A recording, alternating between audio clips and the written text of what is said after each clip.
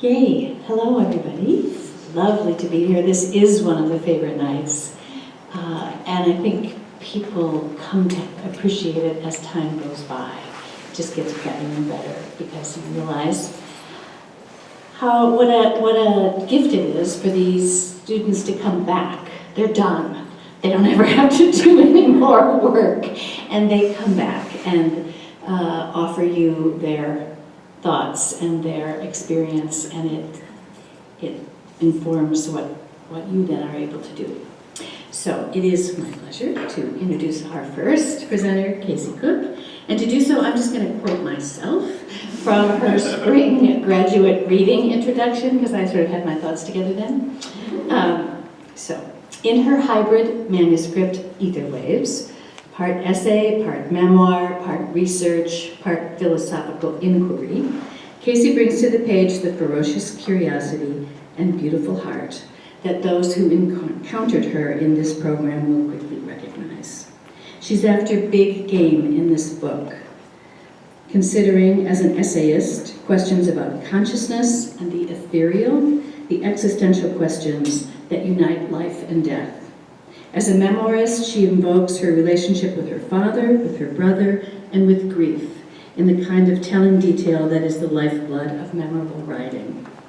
We are with her both in tumult and in deep, easy love. And before you know it, we are also thinking about eternity and deep space. This is a book about grief, as Casie puts it, not, quote, as a response to loss, but as a response to life, to life's eventual end, to the inevitability of all kinds of leaving. Just let me add, I am one of those people who can easily recognize the ferocious curiosity and beautiful heart of Casie Cook. I worked with her in 3 courses in addition to a thesis, and she makes me laugh. Hopefully you'll hear her laugh, it makes everybody laugh. And she makes me cry. She's one of the most loyal and determined and loving souls you're ever going to know. Last spring, when I asked Casie for biographical details, which may be a little out of date, but that's all I got, before her grad reading, she sent me the following. These are her words. She is in love with the creative process, as she works in advertising for a living alongside fellow artistic weirdos. During her time at Hamline, she has had her work published in a number of literary magazines and has very proudly exchanged one email with her literary crush, Maggie Nelson. Please welcome Casie Cook.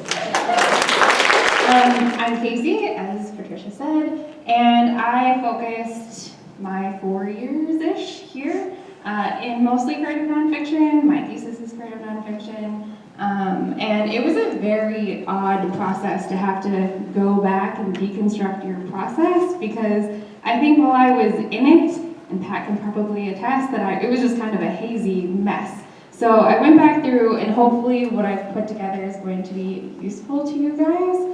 And it might be a little weird, so get ready for that. So I thought what I would do is give you a little bit of a sense of the actual project, at least a small snippet so that you understand what it is I'm talking about when I tell you about how I went about it. And then also I feel like I have this wisdom of what I would have done differently, which is just like a few things toward the end. Then you guys can ask questions, as weird and hard as you want them to be. So, what I made, thank you for the introduction. It's a little weird, as you can see from what Patricia shared. I thought that I would start by giving you a sense of how I think about CNF, and particularly how I go about essay writing for myself. This is a quote I'm going to read for you from the Tri-Quarterly Review, from a random blog post I stumbled upon years ago. But they say, "The meaningfulness that we draw from narrative, that we draw from juxtapositions and associations, that is born of research and speculation, these are the beautiful, untrue things that are the proper aim of art, not the mere mimesis of reality, but the generation of new truths out of its building blocks."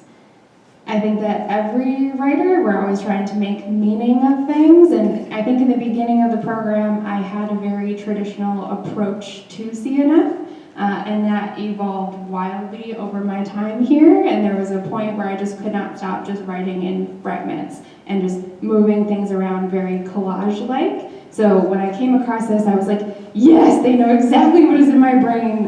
This is how I feel. So I wanted to give you a little bit of like my philosophy about it before I get into what I actually put together.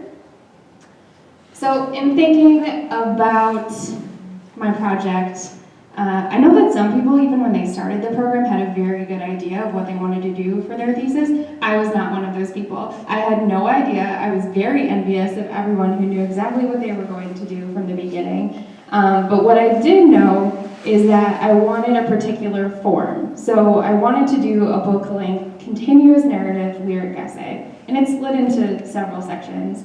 But what I had been consuming, especially late in the program, were more miniature works, like things that were 100 to 150 pages, and I love to be able to kind of quickly go through and consume someone's work like that. That was very tight and focused, and then go back in, and because it was sort of in pieces, take and like meditate on certain parts of it and use certain areas of it as inspiration. So that was one of my aspirations. So I thought inform first. And then I had to think about what the content was, and like I said, I had no idea what I was going to do when I started. So I went back and revisited my work, and I realized that the simplest way I could think about describing it was an exploration of the limits of bodies and consciousness. So like Pat said, I became very fascinated with the idea of like alive and dead, and like what that means, and how we just are who we are, and why anything matters, because I like capital B big questions, apparently. So my thesis is called Etherwaves. This is an actual word, allegedly. I found it when I was going through it's supposed to be hyphenated, but I was like, no, I'm gonna do my own thing. I found it in a 1940s philosophy book about language and symbolism and art. The book was not concerned with this word at all. It was in like one fleeting sentence on like page 50, and I saw the word and I just thought, that's gonna be the title of my thesis. So maybe that's a very strange thing to have happen. But the reason that I was drawn to it is I became obsessed with the idea of like infinity and limitlessness, and the fact that we're sitting in an endless universe and we never think about that. This is legitimately stuff I think about on a daily basis, you guys.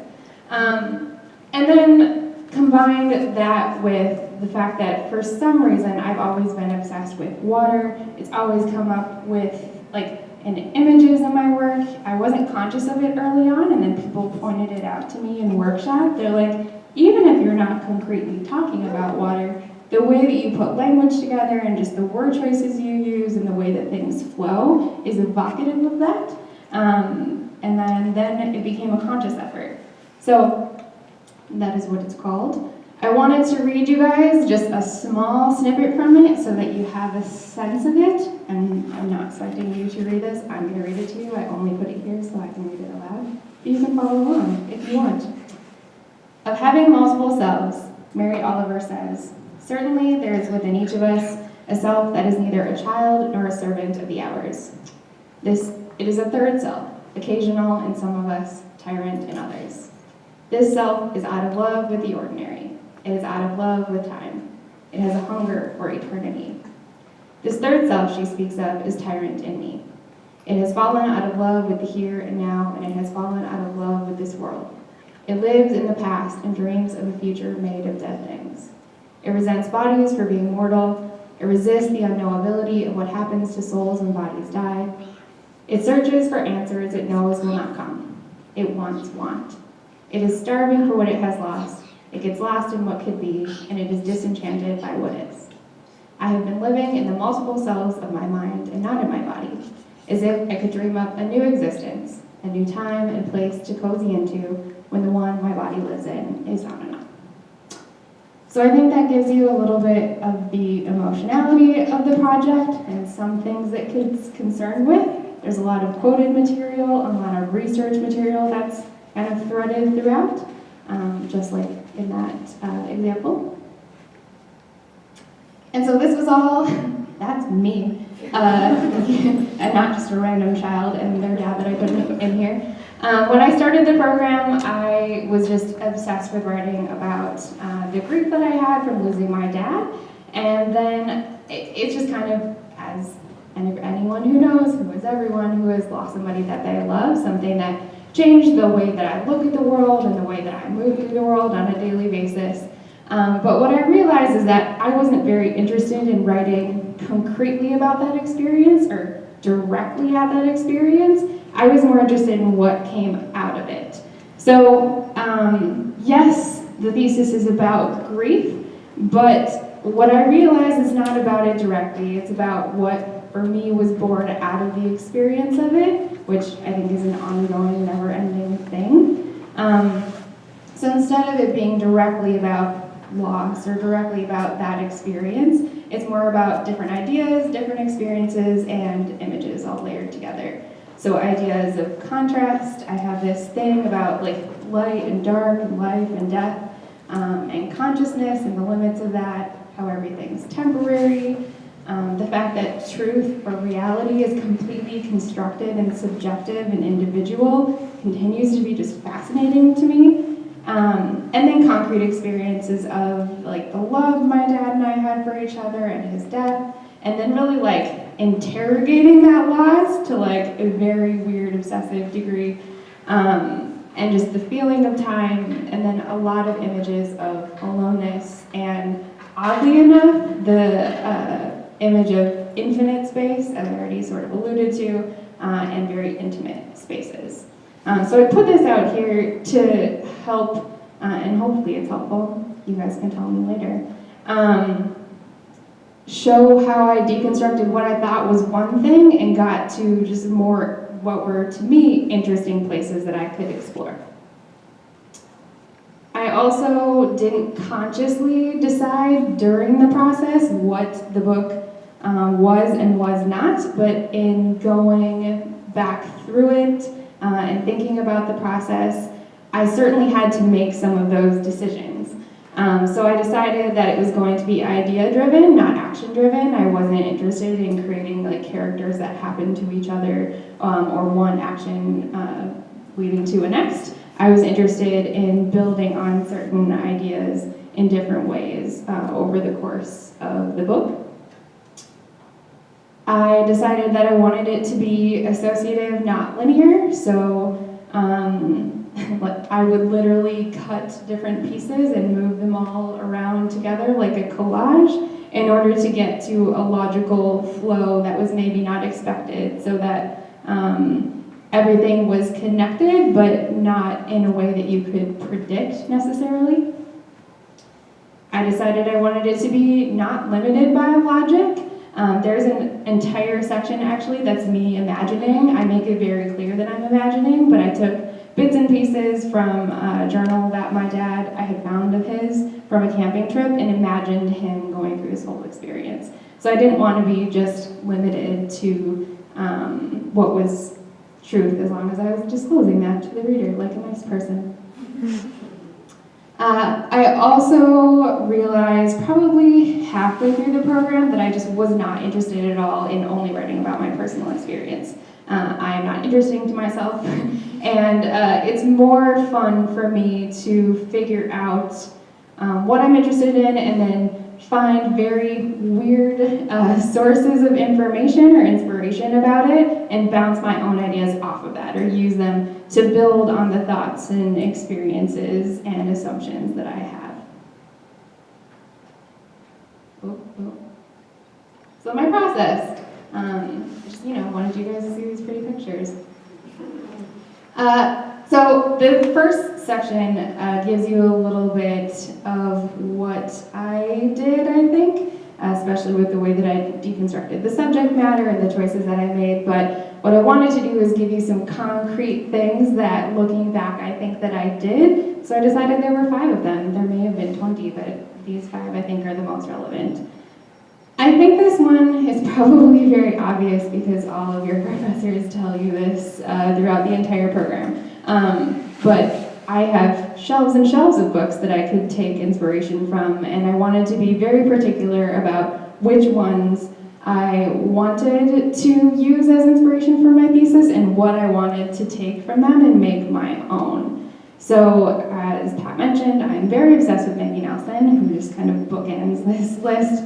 But I returned to these 4 books, probably a few others, but these 4 primarily. And from Bluettes, what I really love about it is it puts you into this suspended state around blue and around loss, and it has this imaginative spirit about it that I wanted to try to kind of hone as much as possible. And then with Citizen, it's super experimental in form. I went back to it when putting this presentation together, and I wish that I'd experimented even more with white space and with like found material and other things. But I did that to a degree. That was my intention. And then with Nick Flynn's Another Bullshit Night in Suck City, I just love like the boldness of voice. Obviously, as you heard, I have a totally different voice from Nick Flynn. But I really wanted and made a conscious effort throughout the process to hone my voice as much as possible, especially because that was one of the things that was going to be driving the work. And then with the Argonauts, I just love the way she layers in research in a way that is super fluid, and even though she's drawing from these very strange sources, it seems to make sense because she's linking all these things together. Do you guys listen to like podcast interviews or read interviews of writers in their process like all the time? Okay, so almost half of you do this.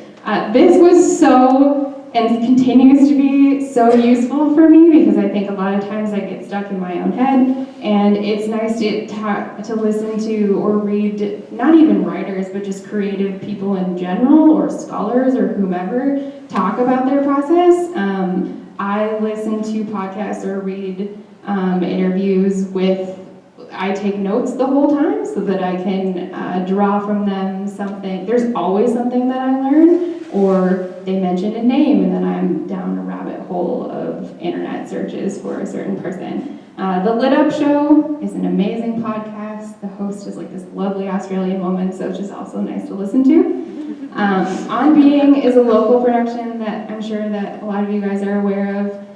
Krista interviews some writers, but mostly like scholars and artists and bizarre thinkers that she has unearthed from wherever around the world. And I also use podcasts a lot for research. So if I was interested in a certain topic, like consciousness, I would just Google consciousness podcast and just listen to people I had never heard of before, and get more ideas and just be kind of caught up in their brains to get out of mine for like a second. So something that was very difficult for me because of the nature of my project and how it's just fragmented into different pieces and different sections, and I was working with so many different themes, and I had looked back on all the essays I had done over the program, and initially I thought, none of these are related. How am I going to decide what I should be concentrating on in terms of content for my thesis? And I went back to them and audited them to an extent. I just looked for what the themes were among all of them. And then there were lots of themes. And I took from the different micro themes that I pulled out and tried to make them into macro themes. So there were probably 20 to 25 different pieces that I read through and just kind of highlighted what were their main concerns, and they came up with, I mean, this is a list I just constructed now. I didn't like do this in some kind of lovely fashion during this actual process. It was messy and weird, and it was like notes and margins. And I decided, okay, it can't be about a million things, but what are like some core things that are the themes of my work that I can bring into my thesis? My asterisk next to, I drafted a lot, was, and maybe you guys already all do this, but I had been so caught up in typing in all the different documents that I had on my computer, and I would write for like 10 hours on a Saturday and not get anywhere, or feel like it was not, like nothing new was coming up. And so I just started to carry more notebooks around with me and force myself just to write in notebooks and force myself to do it for whatever amount of time and not get up. And yes, you do that in your classes right now. I also had a year between my last class and my thesis, so I'd forgotten all these things that I should be doing. And that led me to so many new weird places when I was just using my hands and paper. And I have so many notes in an iPad, in an iPhone app, about just, I'd be walking down the street and something would come to me and just write things in there. So eventually I had a bunch of files on my computer, and I had a bunch of things in notebooks, and then a bunch of things on my phone, and I was just kind of like triangulating all of these things. But the research was a little bit more of an organized process, because I knew those themes that I had identified, and I basically just found strange articles, like this one in a psychology journal that I think was like 70 pages or something insane, and read about things that, you know, I only understood like 50% of it, to be honest, because I'm not a philosopher or a neuroscientist.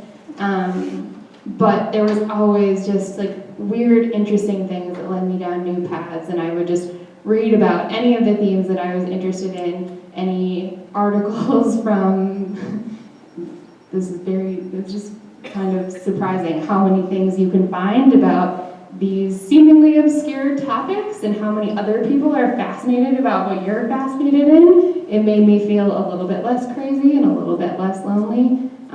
Most of these people are scientists and I am not. But I did a lot of digging in places that I would normally not read. And then I revised like a crazy person. Like I said, I just kept moving things around, and by the end of thesis 1, I think my thesis was broken into 4 sections, and Pat was like, this is pretty great, like you're on a good path. And then I was like, I'm really bored with this last section, I hate it, so I'm gonna scrap that, and I'm gonna draft all these new things. And I don't think that you're necessarily supposed to do that in thesis 2, but I did. Because toward the end of thesis 1, that's when I realized that I was really fascinated by the idea of consciousness and like what are the different ways at that. So I took a bunch of personal things out, put a bunch of weirder research things in, and then it ended up being in like 7 sections. And I ended up having, I was Jim Carrey. I also am obsessed with Jim Carrey, and you guys should just Google his speech from a college from 2014, because he like knows the meaning of life.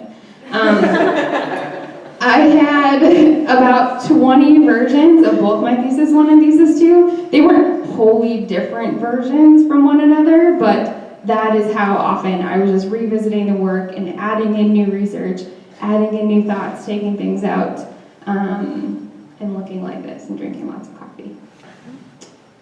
So what I would do differently is 5 things. Apparently I like the number 5. I was very stubborn about the fact that I wanted this to be a book-length lyric essay, and that's what I love, and that's what I'm gonna make. And now looking back on it and working with the material over the last 4 months, I wish so badly I hadn't been stubborn about that. Because I think that if I hadn't held so strongly to that, I would have ended up with an essay collection, and that would have been much easier to submit, and I think Pat said this to me early on, to submit to publications and contests and other things. So I wish I hadn't been stubborn and let the content sort of dictate the form instead of me just deciding this is what it's going to be and then forcing it into that. As you saw, I had a lot of themes, and it became very complicated to hold them all together. And I think that that's something that came out in the wonderful advice that Patricia and Justin, my outside reader, gave to me during my thesis defense was, I'm just trying to accomplish so much. And especially even going through this process of putting this together and looking back on those books I had as inspiration, they're much more singular in focus. So I wish that I had been more diligent about focusing in on one of those and not having even 4 macro themes. Like, what does that mean, Casie? So if you have that same problem, continue to force yourself to focus. I was just talking with a couple of you about this before our time here. I wish that I had read more fiction and poetry as inspiration. That's all I've been reading in my time since leaving the program, and I think I took 1 short story class and 1 poetry class while I was here because I was so set on understanding as much as I could about CNF.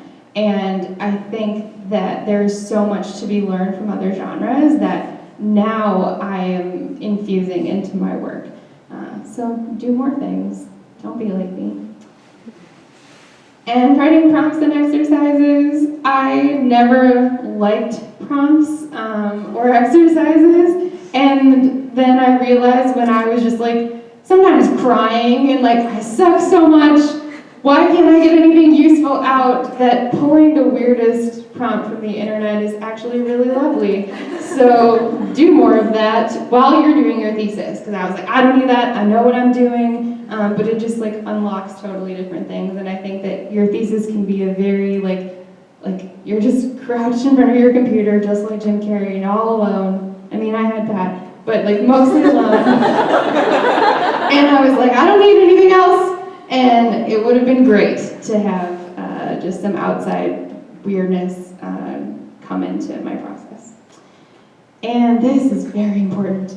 I didn't have like a list of here's what I'm going to do now that I'm done. And now I'm making that list. I literally started last week. And I wish I had done it in April or May so that I had a very concrete plan for what I wanted to do after the fact. Because now I just, go to my normal job that I've had this whole time. And I have been less diligent about committing myself and my time to writing. So make a list with dates and hold yourself to it. Don't be like me. And that's it.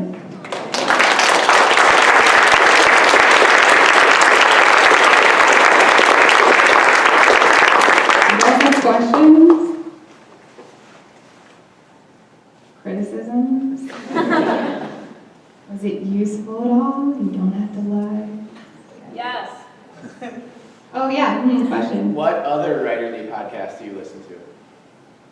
I just Google writers I'm interested in and podcast. Like the Lit Up Show is the only one that I listen to continuously, and I think that she just put in new episodes. But whatever, or I'll write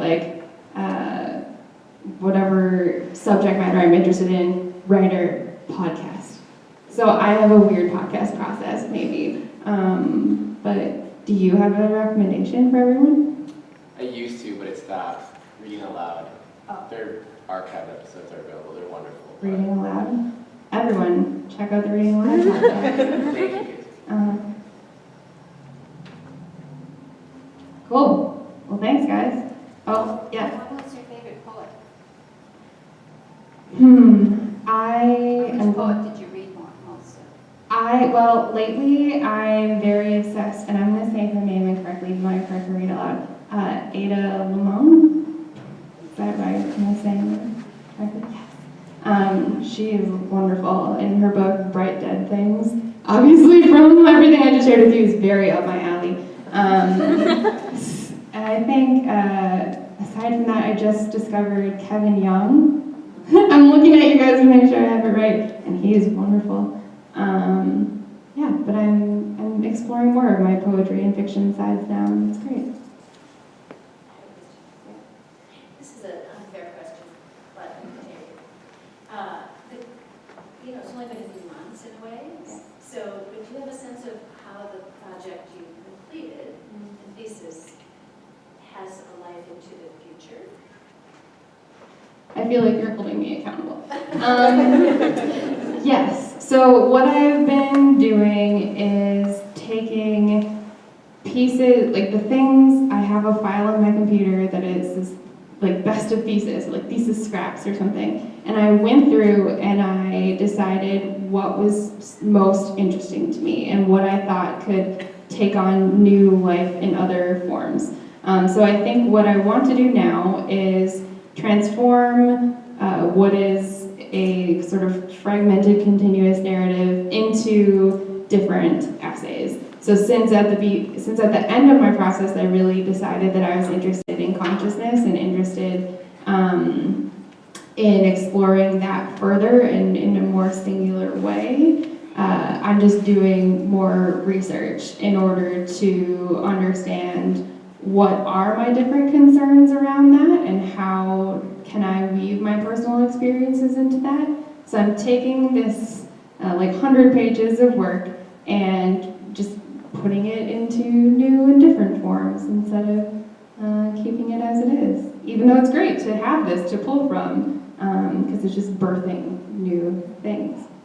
I just wrote something about Alice in Wonderland, because that's weird. So yeah.